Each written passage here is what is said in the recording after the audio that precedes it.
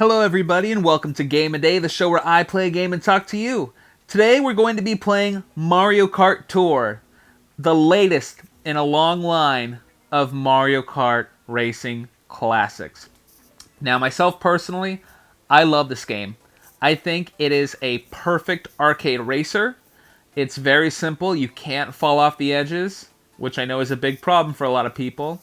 The car moves automatically, which is great.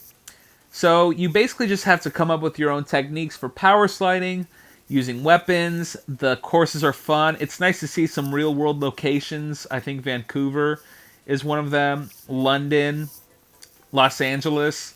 So we're going to go ahead and for the first time ever, instead of playing the computer players, we are going to be playing against actual human people online. That's right, for the first time ever in Game a Day, we're going to be playing you folks.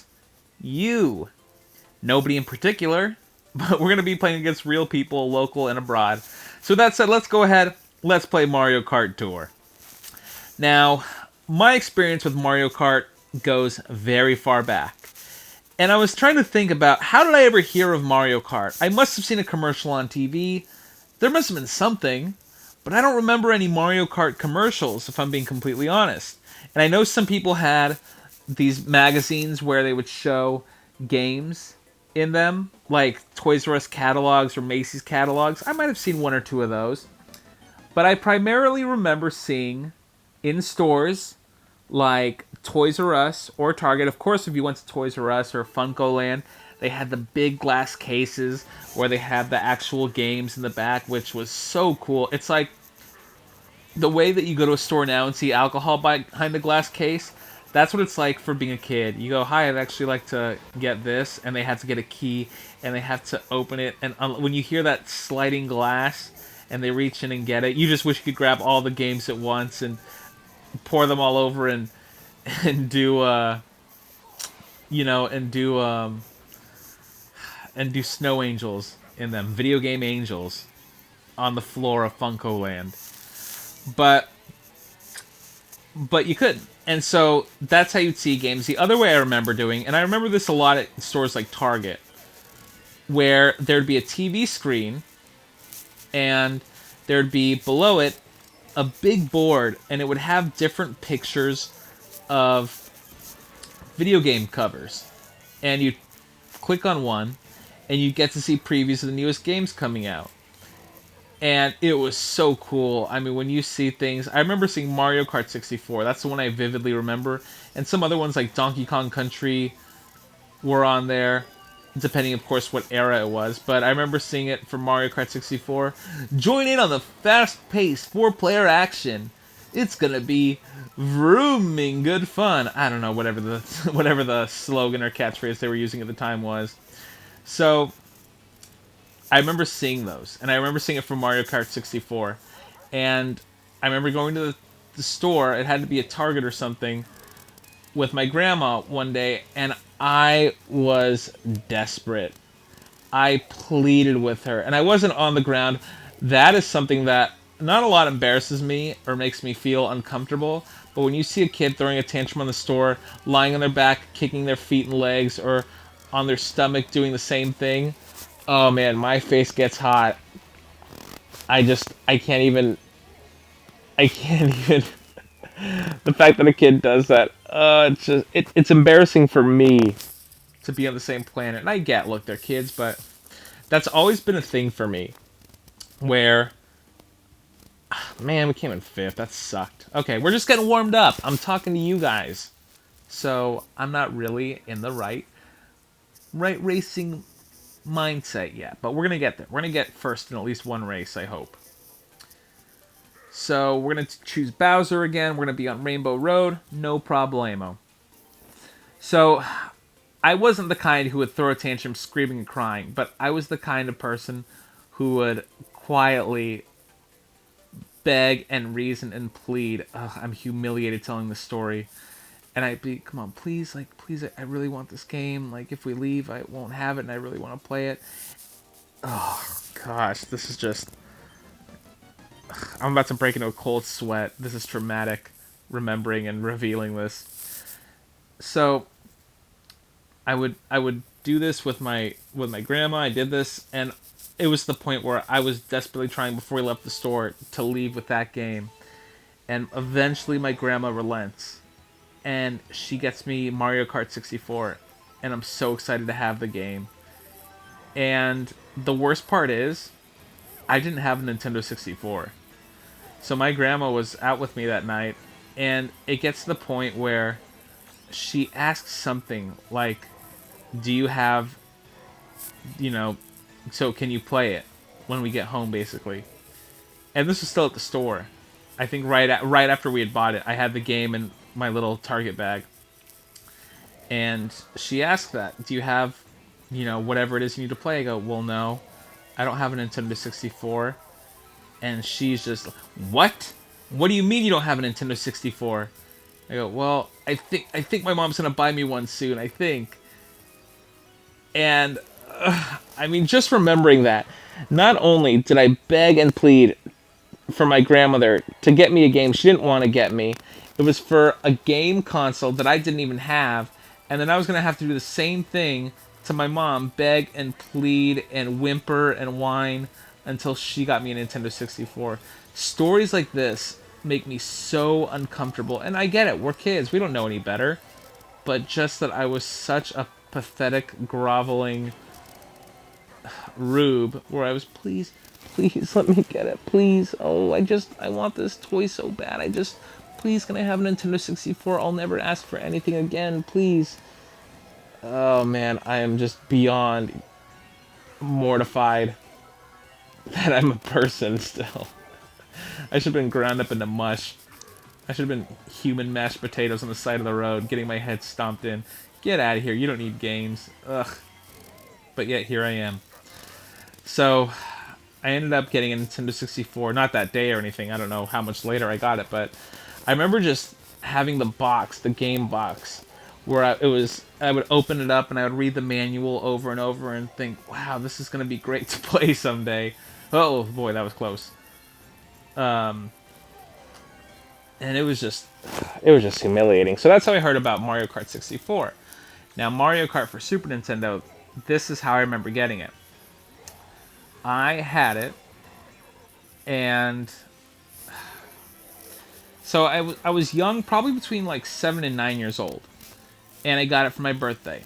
Now, I remember being so excited.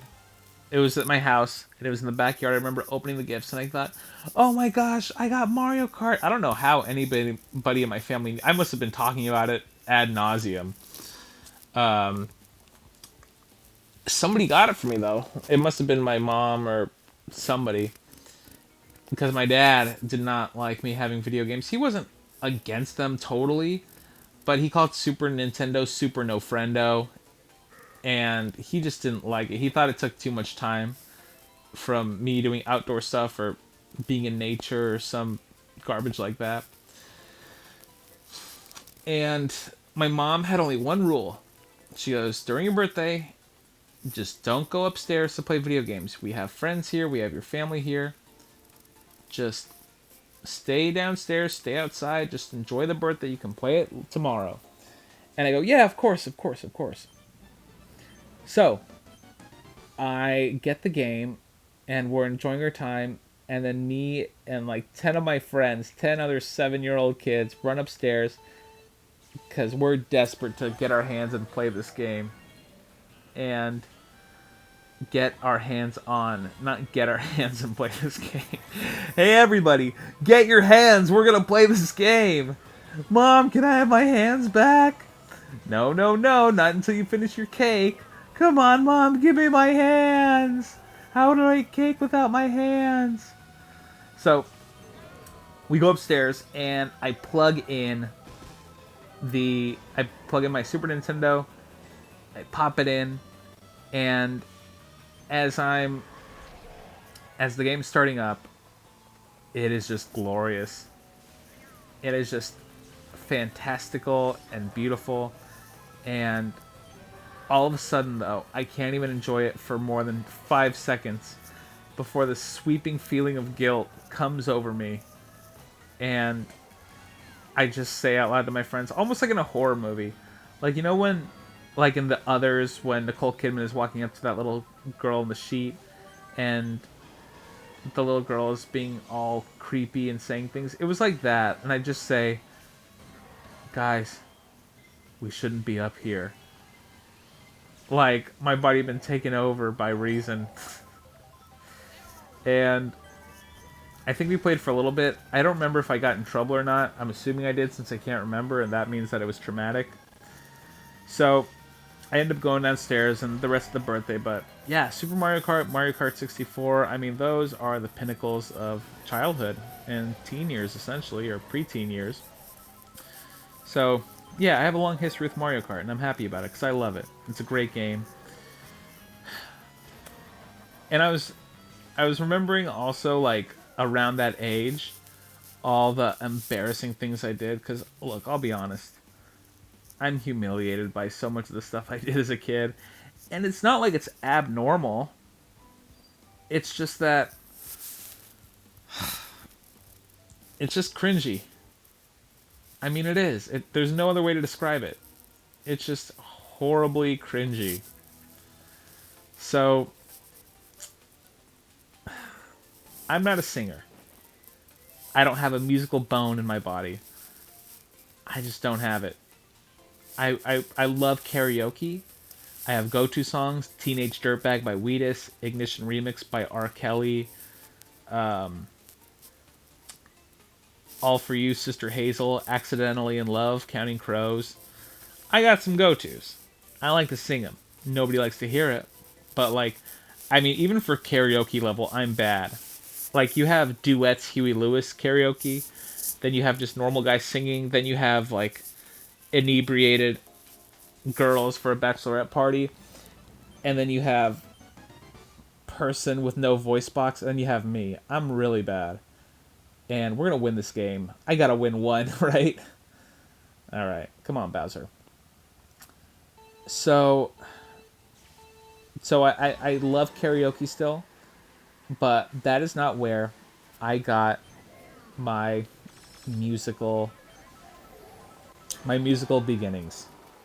My beginnings started when I was about the same age, about 7, 8, 9 years old, when I was in a band. That's right, a family band. Me and my 3 cousins, who were probably about 6, 9, and maybe 10, 11. 11, 9. I was probably about 7.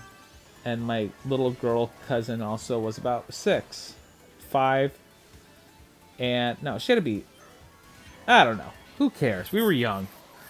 And I'm telling you right now, this is going to be one of the hardest things I've ever had to talk about. We were in a band, the 4 of us, called the Dreamers. We had drums and we had a tambourine, because my great uncle plays the drums, and none of us did. But we pretended, and we tried. And we had the tambourine, which is the only one any of us could play, only because it was the one where you didn't need to know how to play it. So we had a tambourine and drums, and the 4 of us, and we decided to call ourselves the Dreamers. And we had a hit song. And I don't mean a hit song where people like it. I mean, when you hear the song, you're going to want to hit me. It is crushingly humiliating. And I can't even believe I'm talking about this right now. I don't want to be. I want you to think I'm cool. Yeah, I play board games 3 times a week. But I still want you folks to think I'm awesome. Like you do right now. Because look at this. I finally did it. We came in first. So what do you think of that? It just took me a little time to warm up, that's all. But I'm okay with that. So we had our band, the Dreamers. And this song, again, I'm a bad singer. I want to sing it for you. But I'm so humiliated, and I'm just so horrified that this memory exists in my brain. It's like, do you ever wish you could remember certain things, but instead you remember things that you wish never even happened? so you can't remember them. This is one of those things. So I'm gonna say it because I'm not gonna sing it. I can't sing it. It's just too.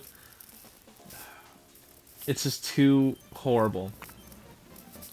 So our hit song was titled after a band name, like a lot of bands do with their album titles, like Sublime, self-titled album. So here's how it goes. And I'm telling you, this is the worst thing you've ever heard. It goes, "We are the dreamers." Oh, how did it go? So it's "We are the dreamers, forever and ever, dreamers.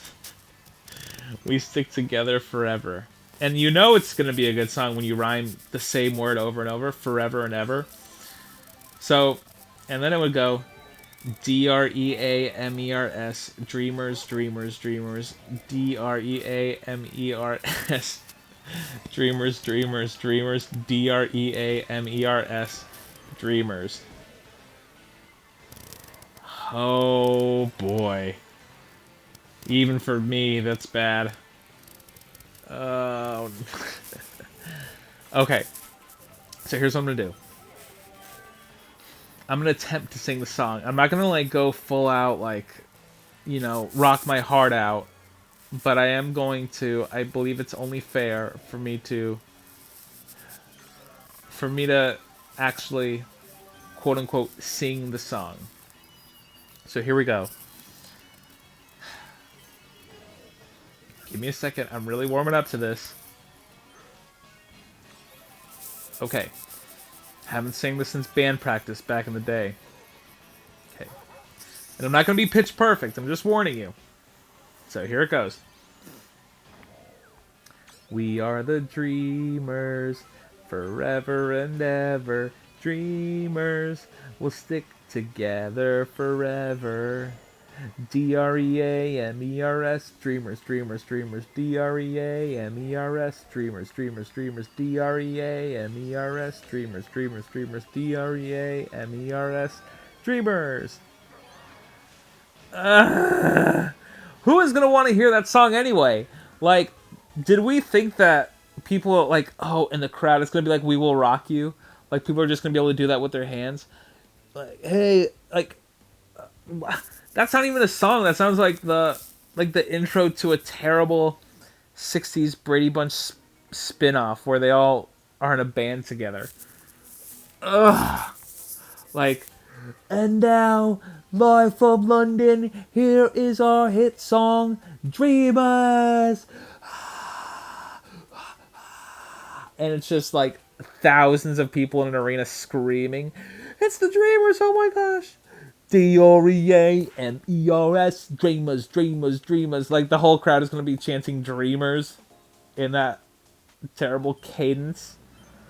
What is even going on? Why is that a memory I have? I hope it's like The Ring, where now that I've passed this memory off to you, you will have to be burdened with it until you pass it along to somebody else. I feel like that's what this show is like sometimes. Like now that I've gotten this off my chest, I won't die, but now it's somebody else's curse to bear.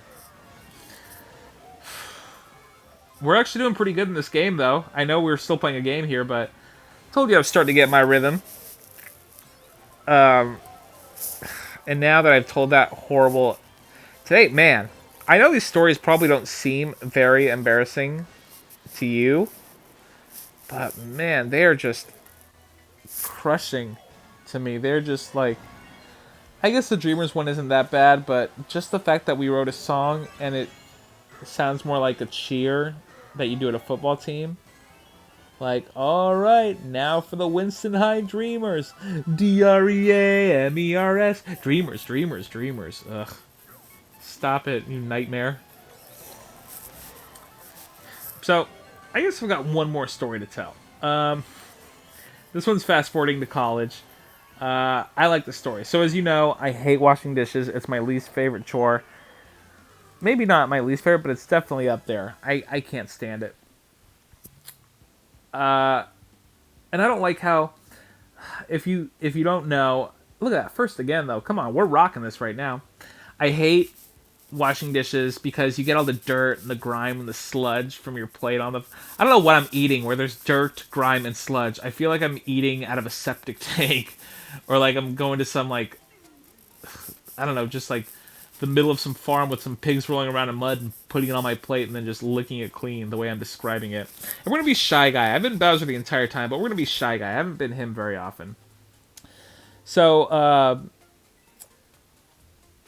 so in college, I was at the sink. My roommate and I were at the sink, and I was washing dishes on the right side. It was one of those ones where it's split into two. He was washing dishes on the left, or he was doing something on the left, and my third roommate was sitting at the counter. And so I'm washing dishes, and I'm on the side with the garbage disposal. We have the thing in there so you don't stick your hand in.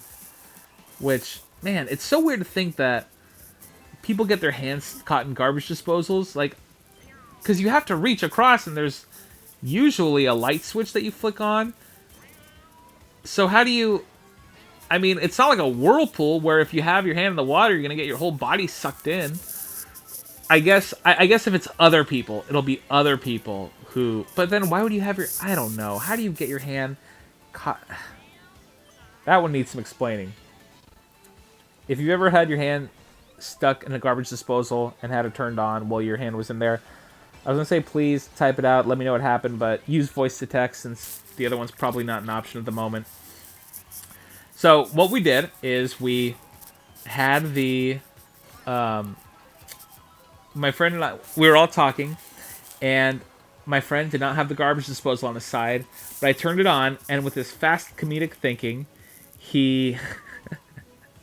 With his fast comedic thinking, he went, ah! And he just starts screaming with his hand in the sink.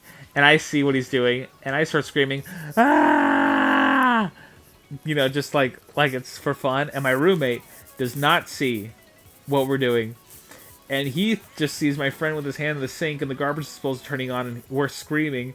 And then he starts screaming, ah, turn it off, turn it off. And then we just said, we got ya. We're just joshing with ya. And he goes, oh man, you guys scared me. So for once we ended on a happy story. But with that said, that's been Mario Kart Tour. Great game. You gotta play it sometime. Why don't you play it with me? I'm gonna leave my code in the comments. Add me in. We're gonna go ahead and record this another time when we get a couple people on that we know.